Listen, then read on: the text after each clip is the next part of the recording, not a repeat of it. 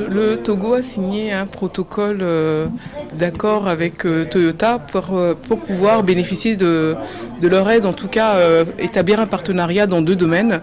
Le premier domaine, c'est dans le TSC, dans l'économie numérique, notamment pour réfléchir ensemble à la dématérialisation des administrations des services de l'État.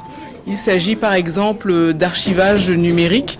On cherche aussi à voir la mesure dans laquelle on pourrait dématérialiser les procédures de l'administration.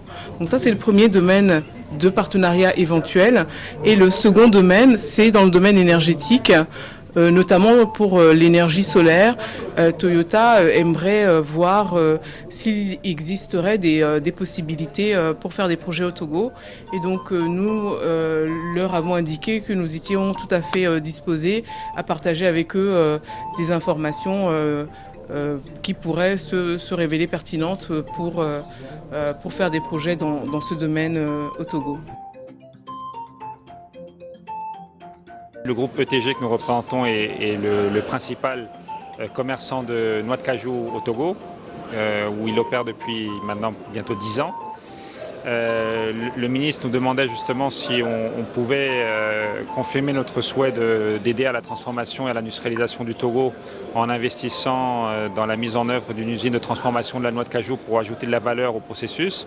Nous avons manifesté notre intérêt de réfléchir à cette question.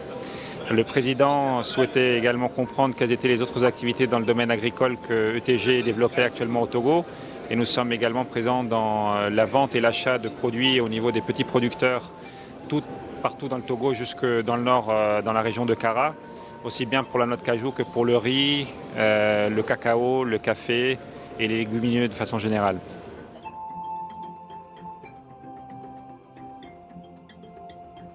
J'étais invité au forum au Togo, forum avec l'Union européenne, et on avait déjà eu l'opportunité de discuter sur différentes hypothèses de coopération, surtout dans le terrain du développement agricole et la transformation agricole au Togo, et la mise en œuvre du plan national du développement qui définit des lignes de direction très importantes et très utiles.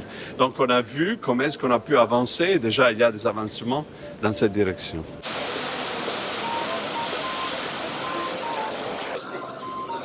À ma qualité de nouveau président du Fonds mondial pour le sida, le paludisme et la tuberculose, je tenais à parler avec le chef de l'État sur le projet de constitution du fonds qui sera à Lyon le 10 octobre, où nous sommes à l'objectif de 14 milliards d'euros.